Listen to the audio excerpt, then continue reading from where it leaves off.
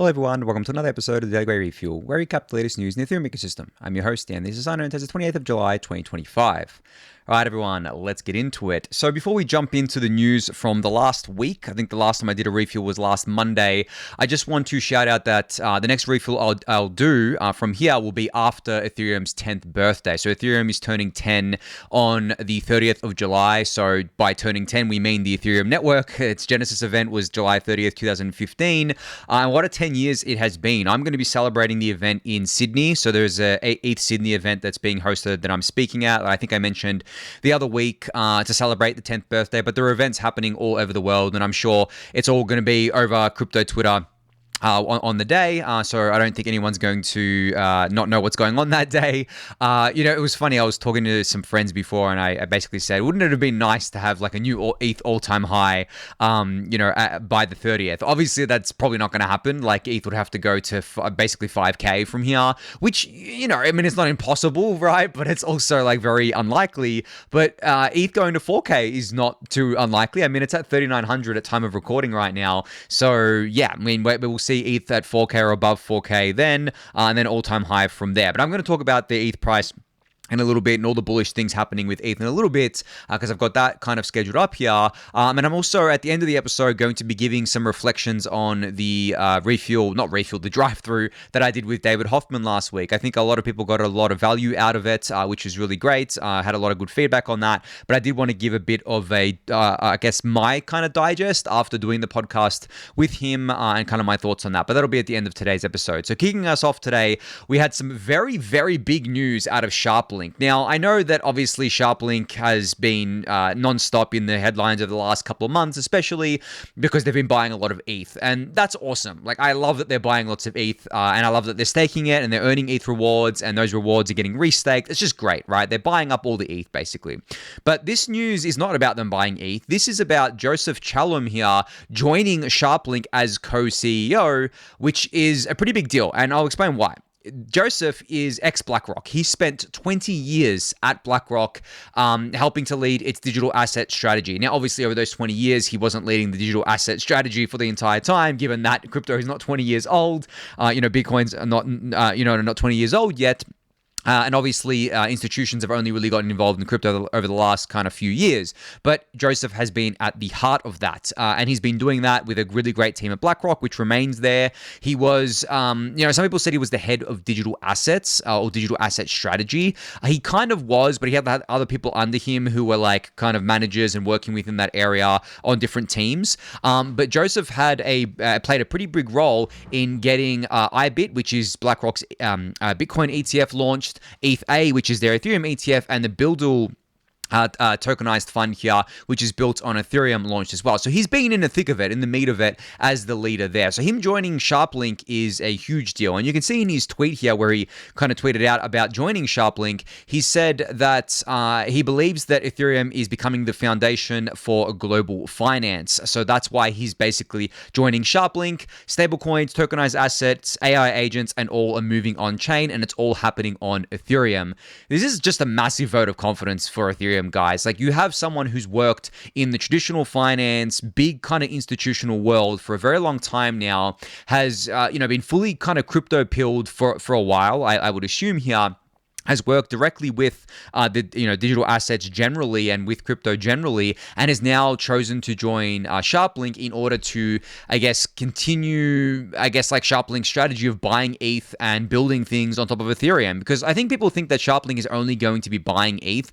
They're going to be doing so much more than that, guys. Like, I know, this may be just speculation on my part here. Like, I'm not saying I have any insider knowledge or anything like that, but like, there's no way that SharpLink isn't going to be doing more within Ethereum, right? Because Joseph Lubin is at the helm of it, right? He's at the helm of Consensus and SharpLink, and Consensus has a lot of Ethereum-related products. They have Linnea, they have MetaMask, have other products out there that they're going to leverage with SharpLink in order to improve the Ethereum network, right? And they're going to put their ETH to work, not just within staking, but within DeFi as well. So all of this is happening, and Joseph is going to help them do that as co-CEO here, which is just, it's just massive, guys. Like, I actually can't describe how big this is, given the fact that Joseph obviously still has all his connections and his network within BlackRock and the wider kind of TradFi space here. And he's going to be talking to all of these people about Ethereum. He's not going to be pushing any other network. He's not going to be saying that, oh, everything, can win together. No, that's loser talk, right? He's not going to be doing that. He has a fiduciary duty now as co-CEO of SharpLink to increase the value of SBET, which is the ticker for SharpLink's share price or stock price. And given that he has that duty, and given that SBET is pretty much only going to go up if ETH does well, and if the company does well with his Ethereum strategy here, then he's just going to be all in on Ethereum. So he's going to be going to all these people, and he's going to be talking about only Ethereum. He's not going to be telling them, hey, you should build on Ethereum, but also all these other L1s. No, he's not going to do that. He's going to say, you should build on Ethereum. Here's these L2s as well if you want to build on it, or you can build your own L2 on Ethereum, get secured by Ethereum, be part of the Ethereum economy here, and Ethereum is just going to be like top of mind for everyone. And on top of that, he's also likely going to be talking about ETH as an asset, not just Ethereum network, and telling these other kind of people that he's talking to and these other entities that he's talking to that they should be buying ETH, and that ETH should be part of their portfolios or should be part of their kind of strategic reserve if they're a bigger entity. So that's why I said, I can't really put into words just how big of a deal this is. It's not going to kind of, play out overnight, guys. This is all long-term stuff, and you guys know me. I'm a long-term guy. I think, many, many years into the future. That's why I generally don't really get swayed by short-term stuff. I mean, we had obviously probably the worst kind of sentiment, I would say, in Ethereum ever at the beginning of this year, especially as we kind of saw ETH price tank down to $1,400 in April, right? But obviously that's turned around completely. I mean, it's done a complete 180. It's turned around here. But even at that time, I kind of took a step back and I said that I think I said this on the refuel at the time, that my kind of whole thesis is not, short, midterm, and maybe even what some people define as long term. My whole thesis is decades. I've said this since probably day one of the refuel. It's decades long, guys. And this is why, because these things take time, right? It takes time for these bigger entities to get involved, these institutions to get involved. So many of these institutions aren't even involved with the ETFs yet. And we're seeing record flows into the ETH ETFs, which I'm going to talk about in a little bit as well. So yeah, just an absolutely massive get for SharpLink here.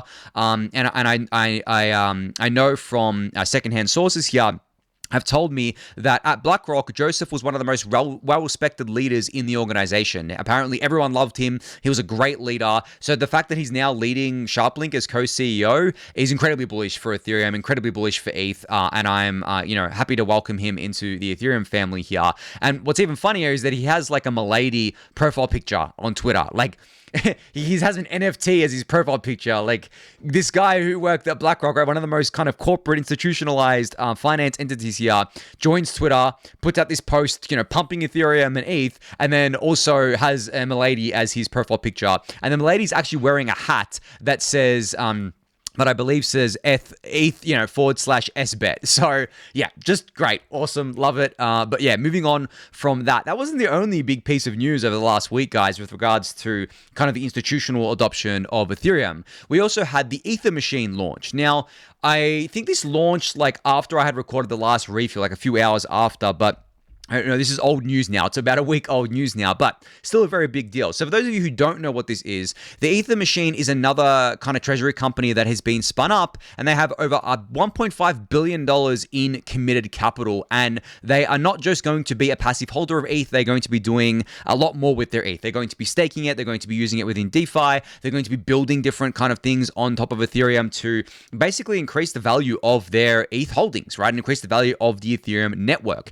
Now, as for who's behind the Ether machine, there's a few people, but the key person is Andrew Keys, no pun intended there, who is an Ethereum OG, worked very closely with Joe Lubin at Consensus, has all the kind of connections in that world, as well as TradFi institutional connections as well. So for him to be spearheading this again is incredibly bullish, because that vehicles like the Ether machine and SharpLink, they're not just short-term bets on Ether and Ethereum. They're not just playing a trend. They're long-term bets. They're potentially multi-decade bets here, multi-decade plays. They're not going anywhere anytime soon. And we're really at just the beginning of these things here. And it's great to see, people outside of the crypto and Ethereum ecosystems, obviously like Tom Lee getting involved here. But they come at it from an outside view, an outside point of view, whereas, SharpLink, Ether machine, they definitely come at it from more of an insider view, and they probably have more of an intimate understanding of things. That's not to dismiss what Tom Lee is doing, obviously, and what other treasury companies are doing, obviously, But, there's differences here. And I should disclose here that I don't own any of the stocks that are associated with these treasury companies. The only thing that I own is the ETH strategy, so the Strat token there, because I put some ETH into ETH strategy. That's the on-chain treasury, ETH treasury kind of play that I've talked about before. That's the only one that I own. The rest of these I don't own. I don't have any interest in buying these stocks, honestly. Like, I'm happy, obviously with my ETH, and I'm happy with, I guess, buying different tokens within the Ethereum ecosystem, which I continue to do, and obviously my angel investing as well. But yeah, I'm not just shilling these things because I bought them. I'm shilling them because they're good for ETH, honestly. Like, you guys know I have ETH bags, right? So yeah, Ether Machine is out there. You can go give this thread a read. I'll link in the YouTube description below. But guys, like, it's just crazy, like, how many of these things are just being spun up every other week now. I know of more that are coming. Like, there's so many more of these things coming. Obviously, there's diminishing returns at a certain point because there's only so much money that can be raised by these vehicles and so much money that can be kind of are put into ETH, but I think that doesn't detract from the fact that we literally have tens of billions of dollars of fresh capital going into ETH over probably, maybe, let's say the next year. Like, SharpLink alone is raising another $5 billion, right? They're not the only ones doing it. Tom Lee's kind of BitMine announced the other day that they've got $2 billion worth of ETH, and they have a target of owning 5% of the total ETH supply. I don't think they're actually going to get to 5%, because, like, the more ETH you buy, and the more ETH that everyone buys, because all these entities are kind of in competition with each other, the more they buy, the higher the price goes. And the harder it is to get that percentage of the supply, because you need more money to get it. Like, today, 5% of the ETH supply would cost you, so if 10% is 46 billion, half of that, right, 5% will cost you $23 billion. At today's prices, you're not buying $23 billion worth of ETH at $3,900. That's just not happening, right?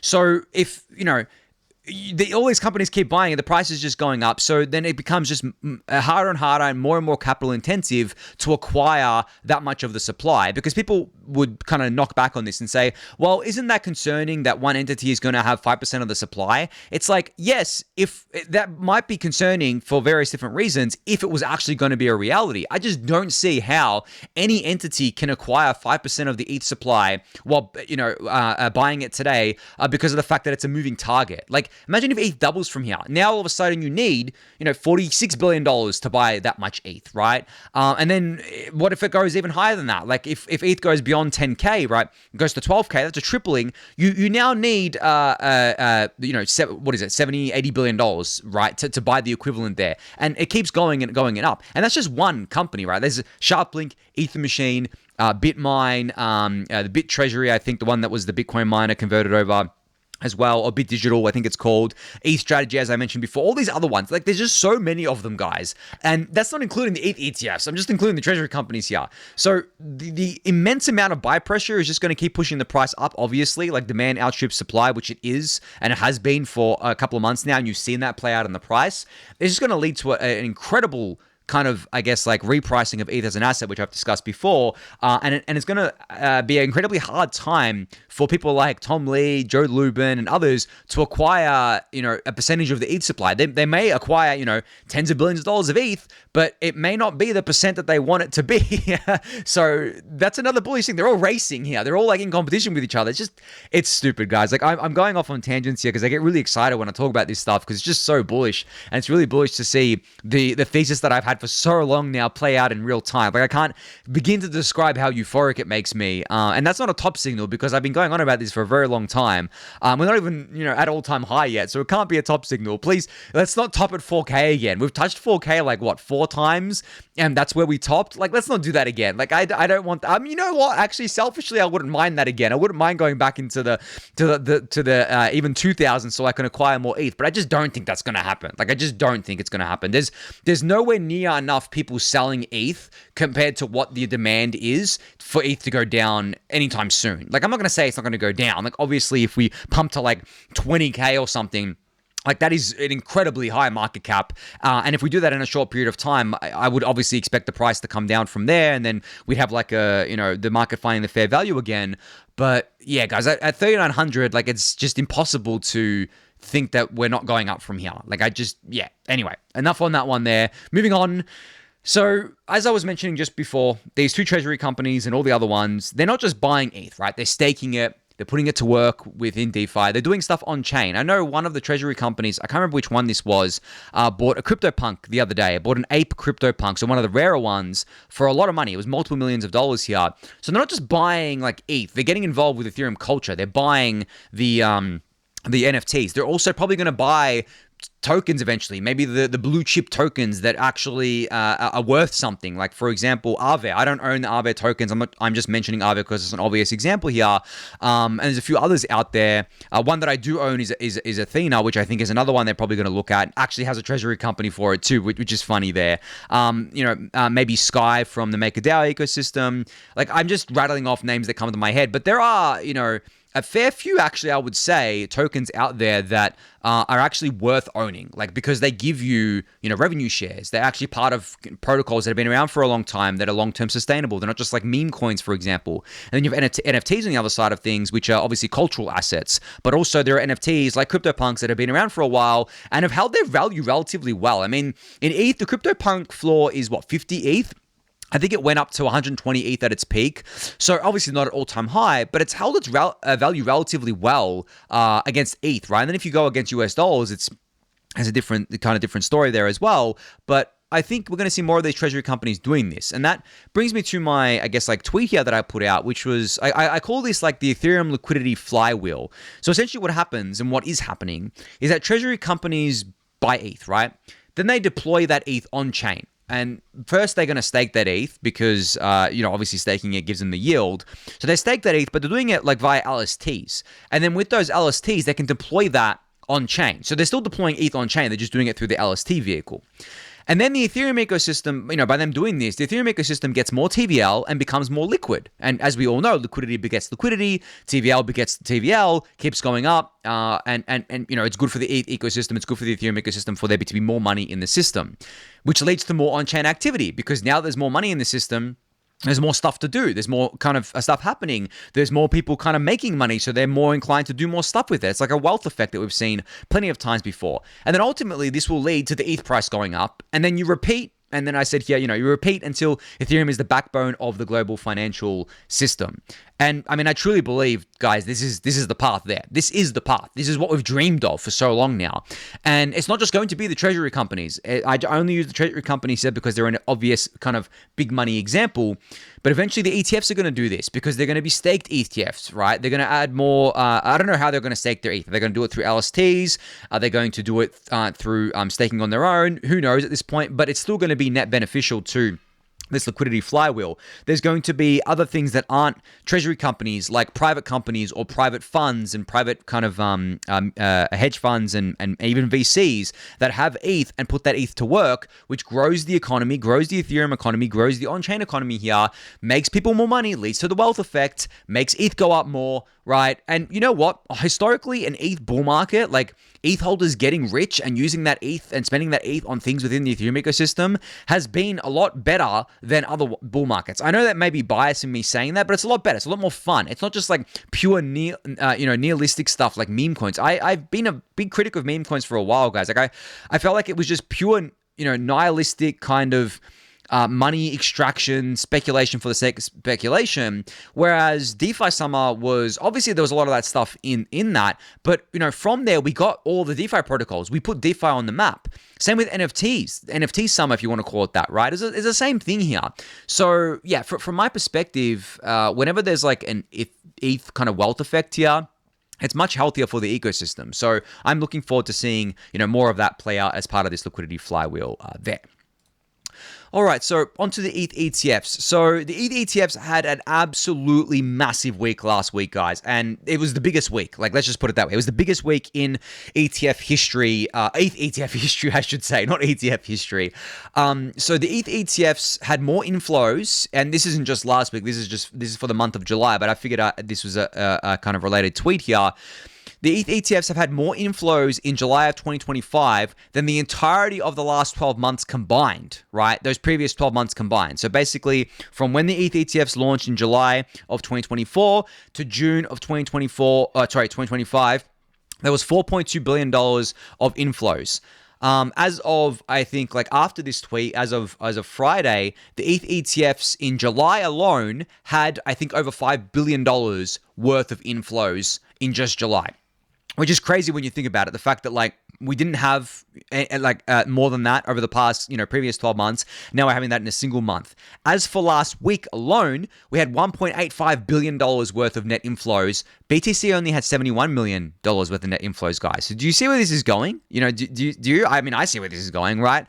So this is what I've always talked about, where I said that demand is way more important than supply. And historically, ETH has had a great supply dynamic, right? We had net deflation for a while there. And even at current kind of issuance rates, it's well below 1% net a year. But we didn't have the demand to match it. We missed out on those macro buyers because they went to BTC. We missed out on the on-chain meta of this cycle, which was meme coins, which, I mean, in hindsight, I actually don't consider that to be a bad thing because, like, for various different reasons, I'm actually not going to go through them now because I'll just be repeating myself. But we did miss that. Obviously, the bid went to things like Solana and Sol and the meme coins on there. But now we do have the meta.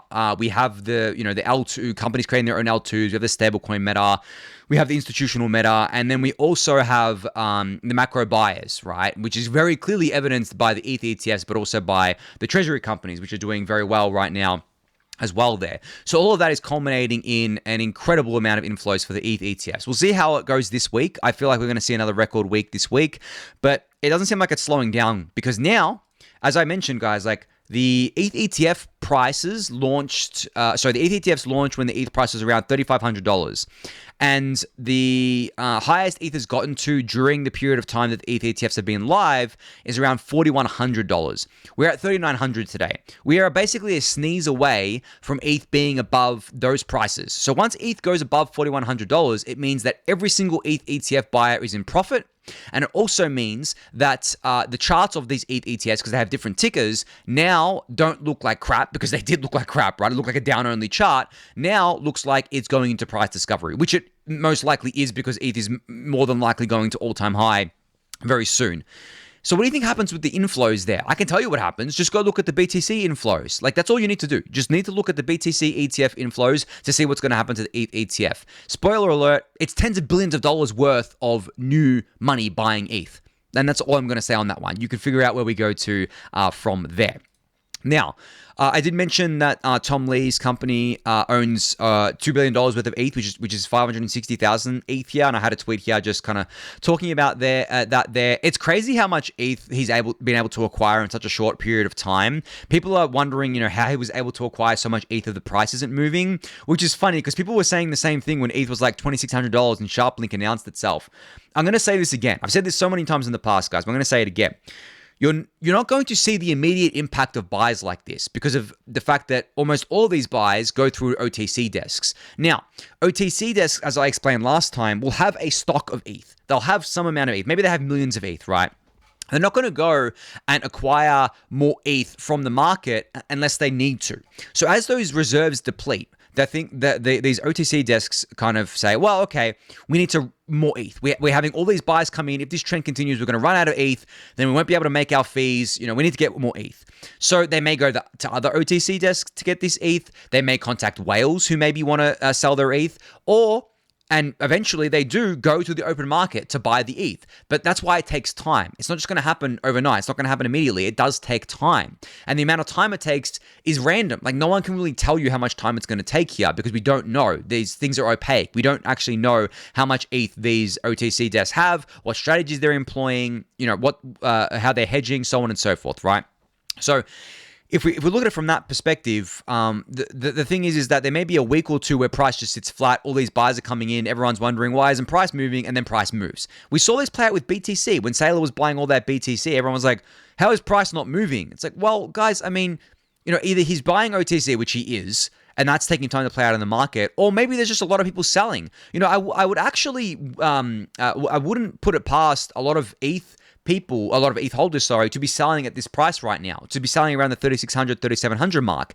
And the reason is because of the fact that, every time ETH has gone to 4K, it's been rejected in the past. So maybe you're like really bearish on ETH and you're like, well, I don't actually think ETH is going to do much from here. It's already gone up a lot. I think ETH is going to fail to break 4K again, go back to 3K or something like that, and maybe I'll buy back in later. Maybe people are doing that. Or maybe people are taking profits because they're up so much on their recent ETH price. Maybe they bought the bottom. There's a lot of big money that I'm sure bought the bottom at $1,400, $1,500, and now their investment has more than doubled. So they're like, I'm going to take some chips off the table. So it's not just like the OTC buying. It's not just like people not selling. People are definitely selling into this, but we have so much demand that's just completely offsetting those sales. But again, that will take time to play out in the market. Price is set at the margin. It will take time to play out. And I think we're going to see it play out sooner rather than later. I mean, as I'm recording this, it's playing out. We're at like new local highs. What is it? If I open the chart here, 39.22 as I'm recording this right now. So yeah, I don't know. 4K is gonna fall, guys. Like it's not. I don't think it's gonna like get rejected at 4K again this time. Not with the amount of buy pressure that we have here. All right, so to finish up here, I know I've talked a lot about ETH the asset. I pretty much spent like almost 30 minutes talking about it, but it's I think this refill is going to be almost an hour long because there's a lot of tech stuff to talk about as well.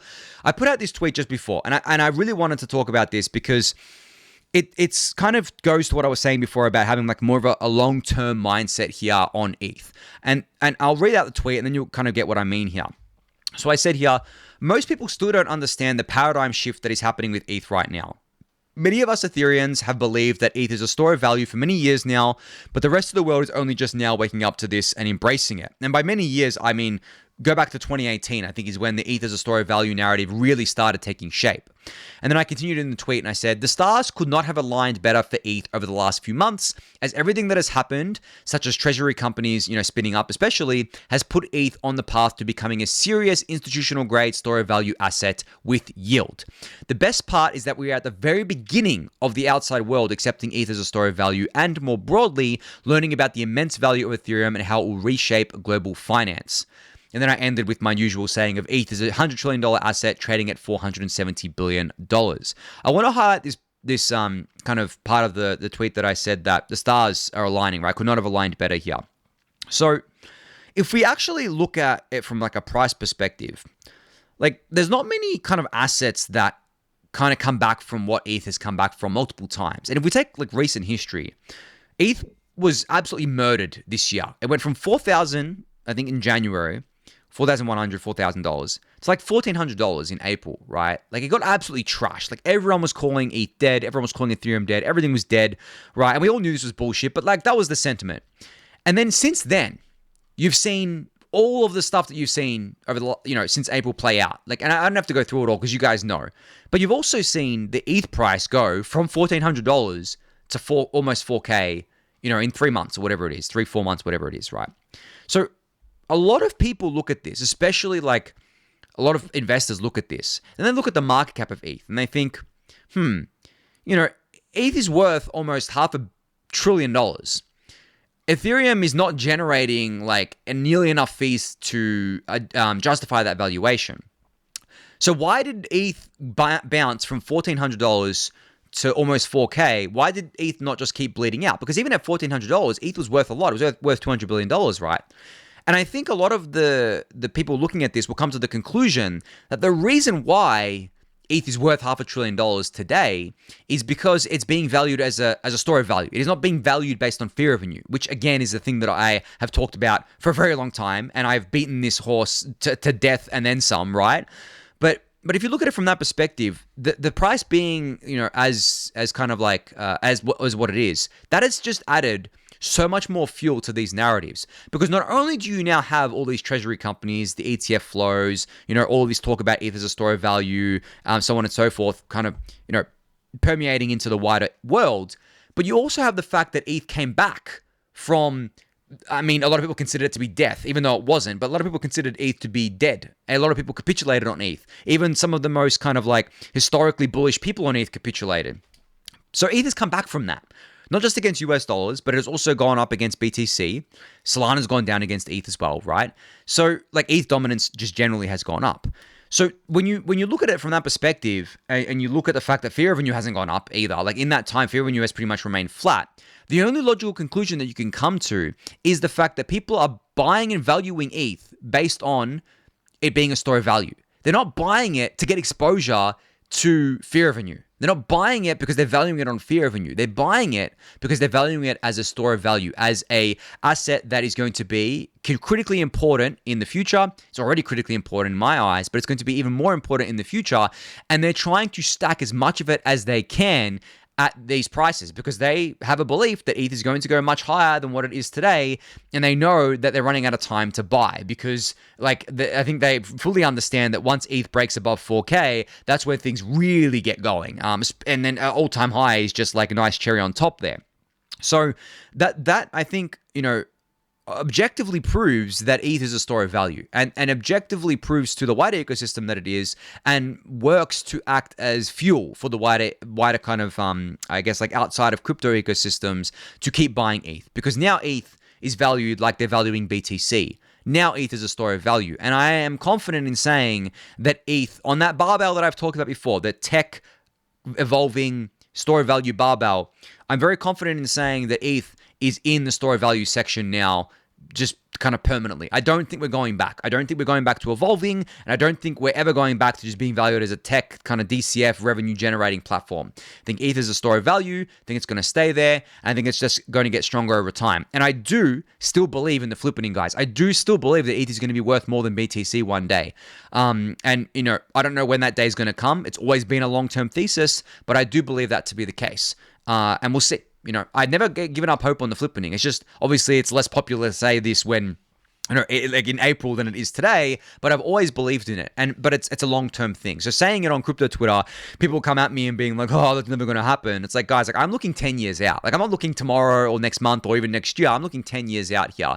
So maybe it doesn't happen anytime soon, but I do believe that it will eventually happen. And you bet your ass if it ever happens, I will be there collecting, I'll be collecting my clout. That's for sure. Because I've been calling for this since 2017.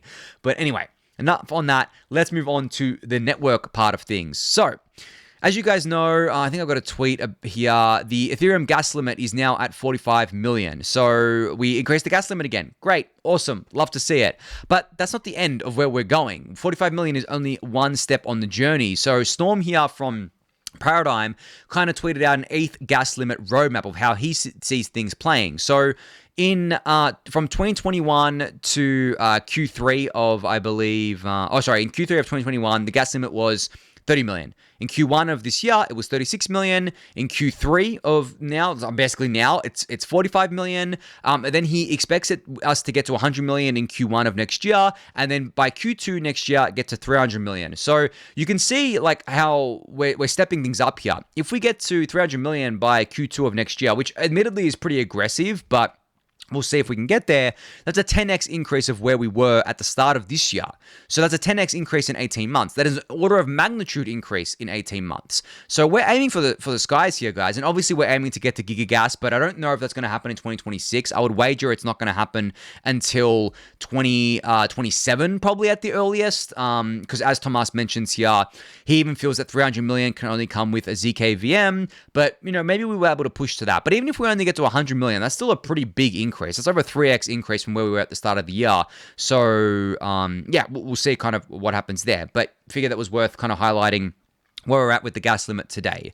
And I guess in relation to the gas limit is ePBS. Now, this is something that's been talked about a lot over the last week on crypto Twitter, because you can see here, actually, I've got the order of the tweets wrong here. Let me have a look. So ePBS has a bit of drama surrounding it right now. So there is concerns, especially from people who work on the kind of MEV side of things with Ethereum, that by doing ePBS, we introduce something called the free option problem, which is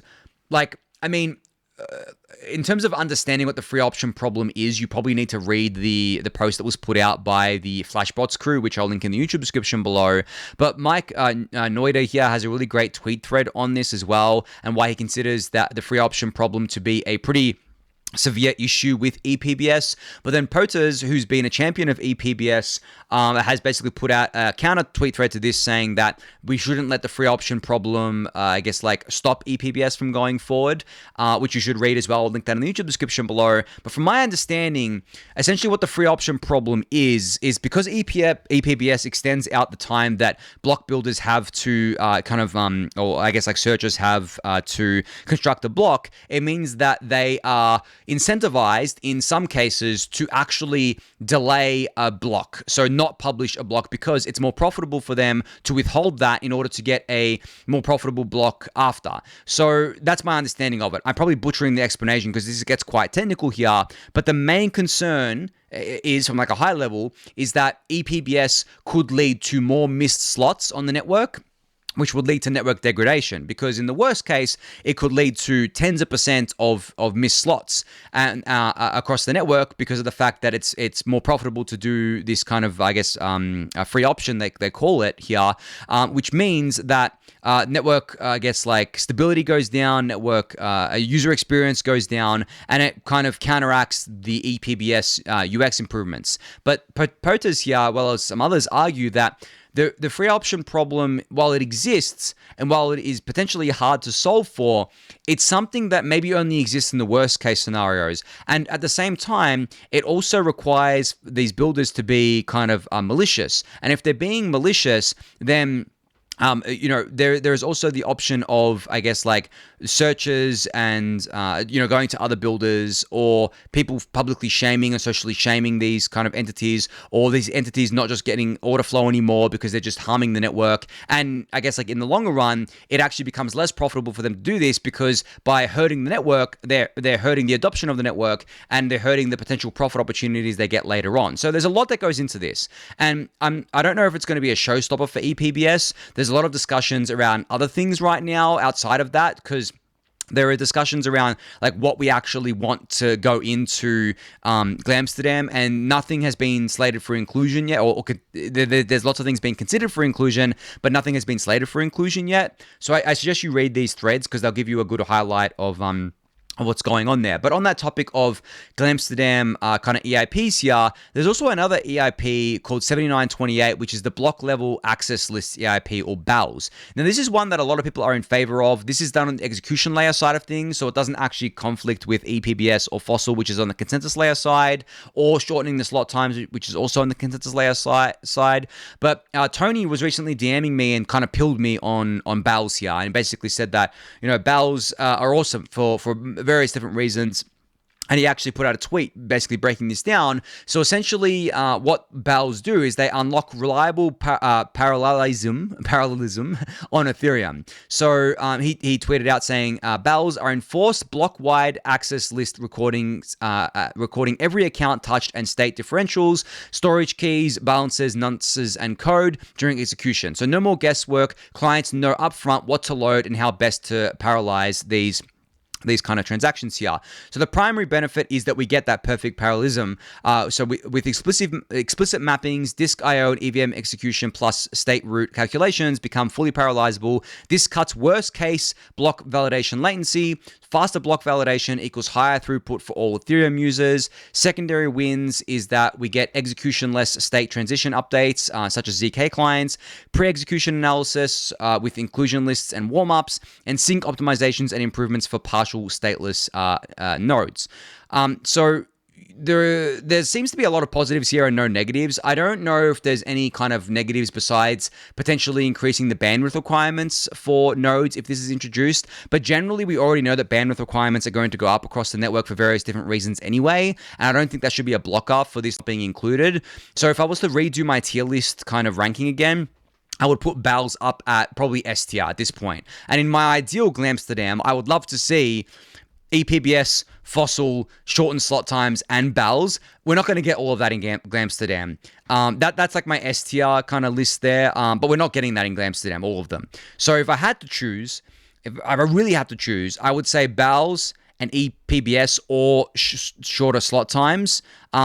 Fossil, ideally, yes, but the thing is with Fossil is that it can't just be put into the next fork. Like, I would love to... this is the thing, I actually brought this up with Tony as well, is that my concern with Fossil is that I don't want it, like, getting punted to the next upgrade and then not getting included. I don't want it becoming EOF. Obviously, very different things, but I'm talking about the the fact that like I don't want it getting dropped because there's other things that people want to get into the next fork after Glamsterdam. That's why I wanted to prioritize it for Glamsterdam.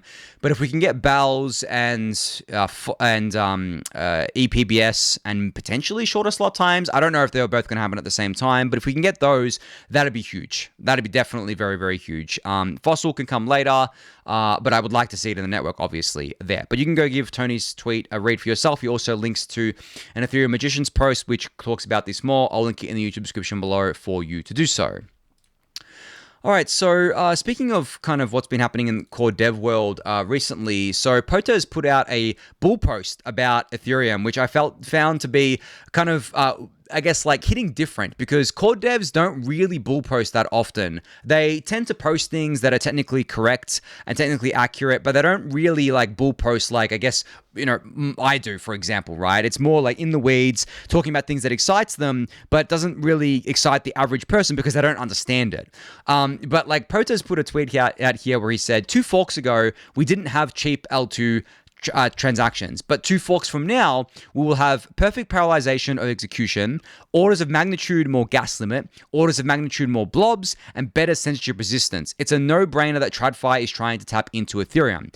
Now, I'll break down each of these and why he's saying this. So the first point here, the perfect parallelization of Ethereum execution, obviously comes from block access lists, which I was just talking about. Orders of magnitude more gas limit, I talked about kind of Storm's gas limit roadmap before. If we get to 300 million in 2 hard forks time, which I think we can do before then, we're going to essentially get that order of magnitude. So 10x increase from 30 million to 300 million. Orders of magnitude more blobs, obviously coming with PIADAS in Fusaka. And then better censorship resistance, obviously coming with Fossil. So that's just like all happening within 2 forks. If Fossil doesn't happen in Glamsterdam, it'll happen in the H fork that comes after it. So obviously it'll be 3 forks instead of 2, but still the spirit is there. Like Ethereum is just getting stronger and stronger as time goes on here, which is incredibly bullish. Now, speaking of blobs, HillDobby posted out that blob occupancy is at 75% for the first time since Pectra. So blob usage is continuing to go up. And I bet you by Fusaka, when Fusaka goes live in November, we're probably going to be at blob saturation again, which is good because it's good timing, but we can't actually time these things. But you can see here that over time, blob usage has slowly been trending up. Makes sense as you know, the ETH price goes up, more on-chain activity happens, more L2s come online as well over time too, more blob usage, and that's just going to push us to the limit here on blobs, which is really, really great to kind of see there. So yeah, just wanted to give a quick update on blobs there. You can check out this dashboard. I'll link it in the YouTube description. But finally, I'm at what I talked about at the beginning of the episode, my kind of thoughts around the podcast that I did with David Hoffman last week, and a bit of a debrief here. I won't spend too long on this, but I figured it was worth kind of, I guess, talking to something that was brought up in the podcast, but I wanted to expand on more here.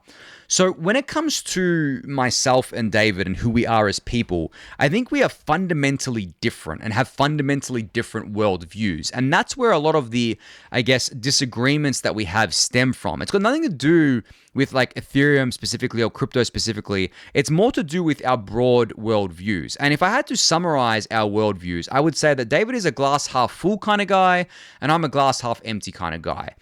And I don't mean that in a negative way or for me, or a positive way for David. I mean that in the way of like how we see the world is fundamentally different. And I'll give you some examples here. So I don't want to speak for David, but like this is this is my interpretation of what David is like, and also I guess like what he's self-admitted to being like. But David seems to default kind of to trusting people, right? He defaults to trusting anyone. He defaults to thinking that people are good, honest, on the balance. And that's a perfectly reasonable kind of worldview to have. Whereas for me, I'm the complete opposite of that. I don't default to trusting people. You have to earn my trust. And to earn my trust is really difficult, actually. Like I'm very, I'm very hard to kind of like earn trust from, because of the fact that especially in this industry, I've seen what quickly trusting people does. It's just not a good way to go about it in this industry, especially, but just like life generally. So if we kind of break it down into that example there, we can see why David listens to the opinions of people that are kind of public enemies of us. For example, like the Blockworks guys, or other kind of like concerners on crypto Twitter that talk really, have really stupid arguments about Ethereum that we consider to be stupid, and say things about Ethereum and say things about ETH that have obviously been proven wrong at this point. But with David, because he wants to do the thing where he goes into other tribes and wears different hats and tries to bring them into Ethereum, and because he's just default more kind of trusting of people, he has the view that these people can be trusted because he considers them to be good people. Whereas for me, I don't think they can be trusted at all. I think that, they may not necessarily directly lie about things, but they misrepresent things. They constantly flip-flop between different things. They constantly have different kind of views on things, depending on what the price action is doing. They don't really tend to have any principles that they believe in. And then when they're proven wrong on things, they just don't admit that they're wrong. They just gaslight you. So that's how I kind of view it there. But David views it very differently to me there, and he has his own arguments for this. So because of that, because of our fundamentally different worldviews, we have different worldviews generally. We have different views on the criticisms of Ethereum, on what Ethereum is doing or what Ethereum needs to optimize for, what is good for Ethereum, what's not good for Ethereum, who we should be bringing into Ethereum, and so on and so forth. And it's funny because we butt heads a lot, me and David, especially in DMs, because we're both trying to bring each other closer to our worldview. And I actually don't think that's a healthy thing to do. And I said this to David. I said, let's try to stop doing that, because that's been the source of a lot of contention between us, is that he'll say something and then I'll be like, dude, this is wrong, and I'll imprint, obviously my worldview on this, and I'll be like, I'll use all these analogies. He hates when I do this, but I use a lot of analogies to illustrate my point. And then we just don't really get anywhere. It just turns into like us going in circles, and we don't convince each other of anything. So I said to him, like I said, let's just stop doing that. Let's try to stop doing that. And let's give our own, views on things, and then try to understand more of the other kind of point. Let's not, because it's like the opposite of trying to drag someone to your point. Rather than doing that, you try to understand their view better from how they view it, from their worldview. So try to put on their glasses, for example, right? So in doing that, I have, over time, just understood more of how David approaches things. I'm not going to say I agree with most of it, to be honest. I think that his approach is not the right one a lot of the time, but I can still understand it. And I think once you have a better understanding of things, you can have better arguments towards things. And I think over time, David has actually understood my position as well and understood my worldview. And that's led to us having healthier and better conversations. And that's why I actually wanted to bring him on the podcast the other day, because I felt like I could actually talk to him again. And I felt like we were actually having productive conversations. And yes, we're still going to butt heads and we're still going to debate things, but on net, it's been much better. And I'm a lot happier with where we are today with our discussions. And the reason why I give David the time is because David and I have really good history over the years. He's traditionally been an Ethereum and ETH bull. I still think he is an Ethereum and ETH bull. And while I may disagree with his tactics and his strategies with, the, I guess, wider ecosystem, I'm not going to sit here and say that he's not an Ethereum or ETH bull. I truly believe that he is, but he just has a different way of doing things. And it's a way that I don't necessarily agree with. It's a way that I definitely don't vibe with, because my worldview is very different. And honestly, out of everything, I think that it's just really dumb to default trust people in this industry. You can default trust people and think people are good, in I guess, the wider world. That's fine, and it's probably the right way of going about things. But when it comes to in crypto, when we have all of this evidence of how many people are just complete extraction, vehicles, how many people are just very scammers and grifters, default trusting people in this industry, not the way to go, in my opinion. And that's why I default distrust everyone. I actually default to thinking that pretty much everyone is a scammer. That's how I look at a lot of the people in this industry, or pretty much all the people in this industry. You are a scammer to me until you prove otherwise. And again, that is something that David would say is a really dumb way to view things. And I know other people may agree with him on that. But given the history, and given the fact that I've actually avoided blowing myself up a lot of the times or getting involved with these things because I have this view, it served me well. So I'm going to continue to do this. I'm going to continue to think that everyone's a scammer unless you prove otherwise. And it doesn't take much to prove to me that you're not a scammer. But in order to earn my trust, it takes a lot, and it takes a lot, and it takes a lot of time too. I'm not just going to trust you because you said something nice about Ethereum once, as I described to David on the podcast. I'm not now going to trust the Blockworks guys because they're saying nice things about Ethereum. I have absolutely no faith that they're going to be Ethereum bulls for the long term. I think that they've just pivoted to being ETH bulls because it's now popular to be an ETH bull. That's it. I don't trust that they're in it for the right reasons at all. But anyway, enough ranting about that. That's going to be it, I think, for today's episode. So thank you everyone for listening and watching. Be sure to subscribe to the channel if you haven't yet. Give it a thumbs up, subscribe to the newsletter, join the Discord channel, and I'll catch you all on the next one. Thanks, everyone.